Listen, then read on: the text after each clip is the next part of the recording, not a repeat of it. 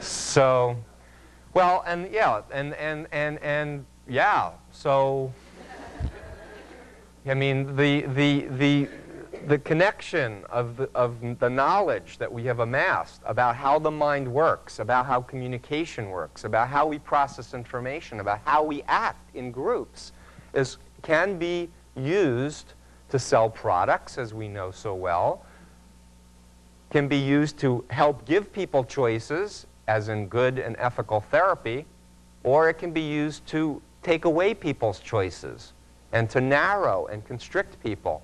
And I think that it's essential for us in a free society, quote unquote, to understand these mechanisms of mind control and to not get obscured by content beliefs of particular groups, but look at how groups are operating, including our government, including our military and such. And ultimately, I think our future lies in each person taking responsibility through choice, through information, and not just denying. I think there's a tremendous fear that people have in thinking about mind control, because it could never happen to me. You know, it's those weak people over there. It could never happen to me. Well, if you have that belief and you don't understand mind control, it can happen to you. In fact, it's very easy to manipulate someone who's convinced that they can't be manipulated. I can't go into a trance. So you say, okay, don't go into a trance. I order you not to go into a trance. And then what are they going to do? Yes? Hi. I want to make, I guess, 3 points. First, or three. Is this a question or is this a statement? The third one's a question. The first one is just to say that I really, I've done a lot of research into this too, and I really support a lot of your, recommendations or prognoses for government blunders in this case. I really agree they're unconscionable and foreign. Secondly, I just wanted to recommend, in addition to Dr. Stone's report, there are 2 other reports. Nancy Ammerman, who's at Princeton, has dedicated her life to studying the new religious movement, and Lauren Sullivan is here at the Center for the Study of World Religions, and they're both probably equally as critical of the government candidate. No, I would love to speak with those 2 other sources. In terms of reports or reviews, when you talk about the FBI needing some more input, there was a little bit more.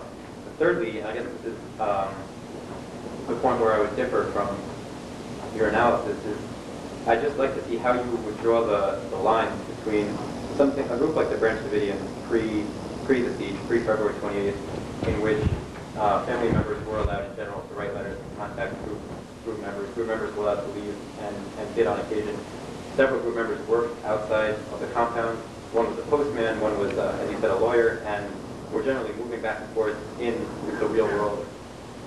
As do most people in destructive cults, in my opinion. Right, and as you described them yourself, intelligent, creative, wonderful, normal people just like you and I, contrast a group like this with, I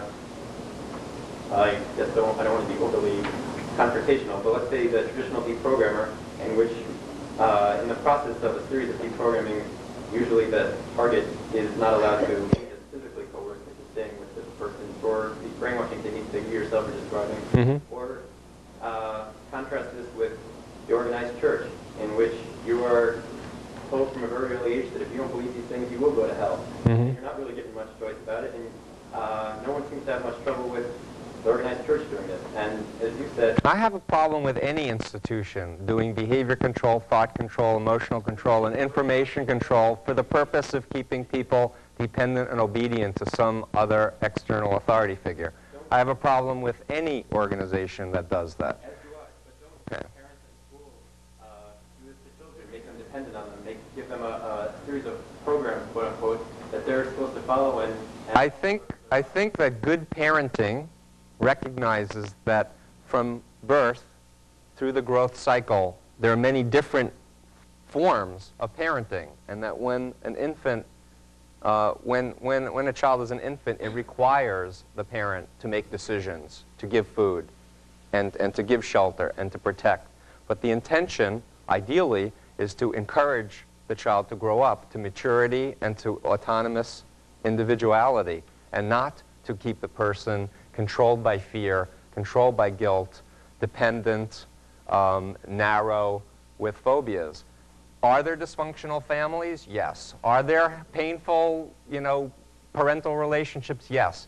Does that make it okay for a group like the Moon Organization or Scientology to do what it does? I don't think so. I don't think two wrongs make a right, and I don't buy into this kind of analogy of, well, my Catholic Church teacher used to do this, therefore what David Koresh was doing to an 11-year-old is okay. I don't think it's a... But I just wanted to make clear that the lines between the two are not at all sharp, and if you're going to classify what David Koresh was doing as brainwashing or mind control, it's very difficult to say that what most organized churches recognize... I don't think it's hard at all, because I make very clear behavioral distinctions. And I invite you to read my book and to further dialogue on it, because there really are fundamental distinctions. And I think that legitimate groups, especially religious organizations, don't ask for commitment before there's conveyance of information about what the group believes and what the group practices and what's expected of the person, so that there can be informed choice. And I think, for example, with Scientology, this is an organization that says, we are a religion, but you can't know what the upper level beliefs are, the OT beliefs are, until you've gone up through all of the courses, because if you find out that information before you're ready, you will die. That's what they teach. So you're getting involved with an organization whose upper level of the pyramid, you don't even know what the beliefs are. And by the way, one of the big ones is that 73 million years ago, there was a galactic confederation of planets with Xenu, a despotic dictator, who was trying to solve the overpopulation problem. So he was bringing all the beings to the planet Earth, then called Tigiak, and dropping them in volcanoes and dropping hydrogen bombs on them, which is why in Dianetics is a volcano on the cover. What sane person, intelligent person, would join a religion with that belief? But you see, nobody knows that until years later and tens of thousands of dollars later. But that is, I mean, I'm telling you the story as related by the documents from former top officials who've left. And I think that makes it's a very different animal than the Catholic Church or other so-called mainstream religions. But I abhor any totalitarian system that undermines people's free rights. You've had your question. Next question. Yes?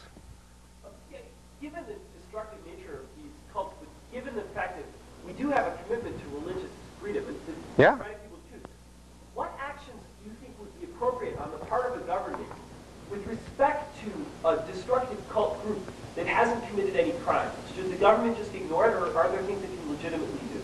Oh, if the government exists around laws, and if a group isn't breaking laws, then the government shouldn't be involved. Do I think the law needs to be updated to include the fact that there is hypnosis, for example, that people can be manipulated without the use of a gun or without the use of external force to do things that are destructive? Yes, I think the law should be updated to include that, but not until there are universal methods for evaluating that can be applicable in order to preserve freedom. And by the way, I think the baseline document to read is the United Nations Universal Declaration of Human Rights. And if destructive cults supported the human rights in that document, then I wouldn't be up here criticizing, because they don't.